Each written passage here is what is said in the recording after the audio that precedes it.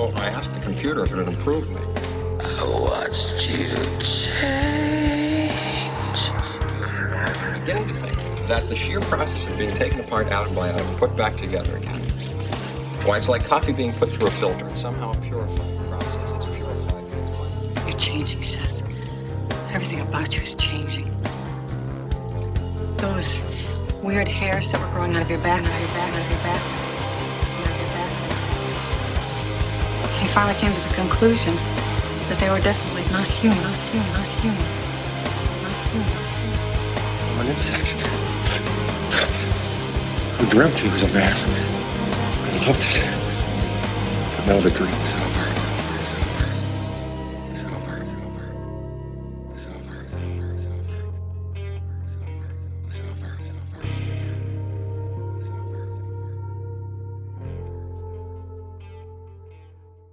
Hello and welcome. That's right. You're trapped in NerdCage Live. This ain't just a reaction show, but a debate show and a live discussion on everything that makes people like you unite. So thank you for joining us tonight. Please hit that like button and subscribe. I'm your co-host, Jay G, coming to you live from Syracuse, New York.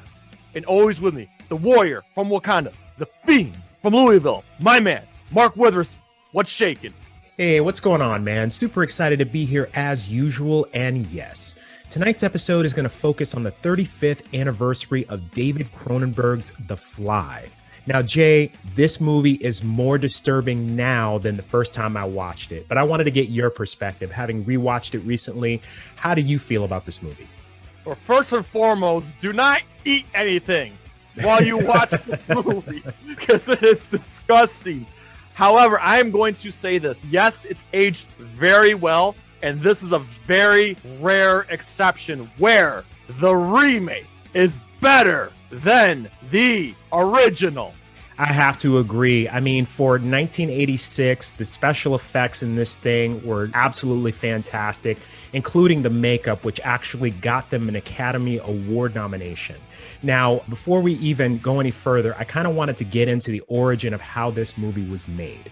So in the early 1980s, a guy named Kip Ohman approached his friend Charles Edward Pogue about doing a remake to the cult classic The Fly, which was originally released in 1958. They took this idea to their friend Stuart Cornfeld, who then went and pitched it at Fox. The executives at 20th Century Fox loved the idea so much that they spec'd a screenplay for it. But when that screenplay was returned to them and they read it, it was so bad that they rescinded their offer immediately. However, Cornfeld was able to negotiate a distribution deal. They would go ahead and release it as long as he could find the funding to actually get the film made. Enter Mel Brooks.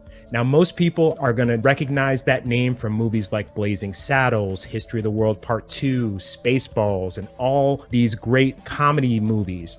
However, Cornfeld and Brooks had worked together previously on a movie called The Elephant Man, which was a lauded drama, and that was a huge success for them.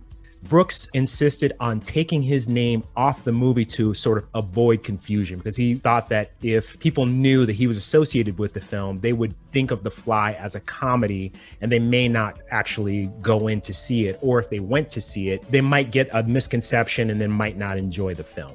I was just going to say this movie is borderline comical. I just think it's so gross and there's some very over-the-top gross outs that I can't help but giggle just a little bit. So everything you're saying totally makes sense. Absolutely. I mean, this is David Cronenberg at his finest and at his absolute weirdest. And the funny thing about that is that he was the original pick, but at the time that he was approached, he was actually working on Total Recall. It's only because he had had a falling out with the producers of that film that he suddenly became available after the original director, Richard Bierman, had to drop out due to a tragedy. Let's talk about the cast. We got the very lovable and over-the-top Jeff Goldblum at his best, by the way.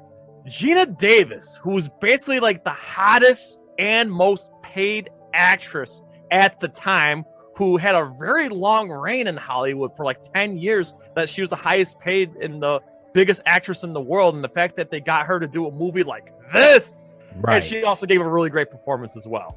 Yeah, I mean, both actors were fantastic. I think this may have been Geena Davis's first, or at least one of her first big screen appearances. At the time, she was a series regular on a show called Family Ties, which was a huge hit in the 80s. But I think that this may have been her first big screen leading role. And we talked about like some of the makeup effects and whatnot. But besides the makeup, the shots where you see Brundle on the ceiling and crawling on the wall is so goddamn believable. It puts Spider-Man himself to shame. Absolutely. And I actually think those effects influenced modern cinema and some of the scenes that we see with Spider-Man and other characters that can sort of climb walls and things like that. I think they drew a lot of influence from this movie as well. The thing I love about this movie is that it does not waste any time. It opens and like one of the first lines of the movie is, "You want to see what I'm working on?" Right. It's just like, okay, let's just get right to it. As the movie progresses, you get to learn about how each of the characters like interact and how they feel towards one another. And of course, Geena Davis's character with her former relationship with her boss. Like the fact that all that stuff kind of like unfolds as the story goes, I really like how it's done. And again, the special effects still hold up. This is a hoot. This is a popcorn flick, but just don't eat the popcorn while you watch the movie. I would go on and say 7.5 out of 10, just because it doesn't waste time. There's not a whole lot there, but they get right into it fast, and it's just a hell of a lot of fun. What do you think? I'm going to go ahead and give it an 8 out of 10. I think some of the performances in this are absolutely fantastic, especially Jeff Goldblum as Brundle. This is the movie that really put him on my radar as an actor. And I think, like we talked about, these great effects, the writing is top notch in this movie, and I would absolutely stand by that score. Excellent. So that being said, this movie pretty much ends this year's summer blockbusters. Now that we're climbing out of blockbuster season, the lookbacks are going to be coming a little bit less frequently now. However, going into the fall and winter of this year, some of our favorite movies are celebrating some huge milestones. So keep your eyes open for that. So before we go, we ask you to please like, comment, subscribe, ring that bell, and spread that shit like Sofa So USA. From Louisville to Syracuse to all of our friends and fans around the world at NerdCage Live. Enjoy life. Stay safe. And good night. Sayonara. Ooh, trying to get out of the NerdCage, are ya? Well, before you go, hit that subscribe button. And if you're really intrigued, ring that bell. Thank you for dropping by. Until next time, tell everyone you know about NerdCage Live!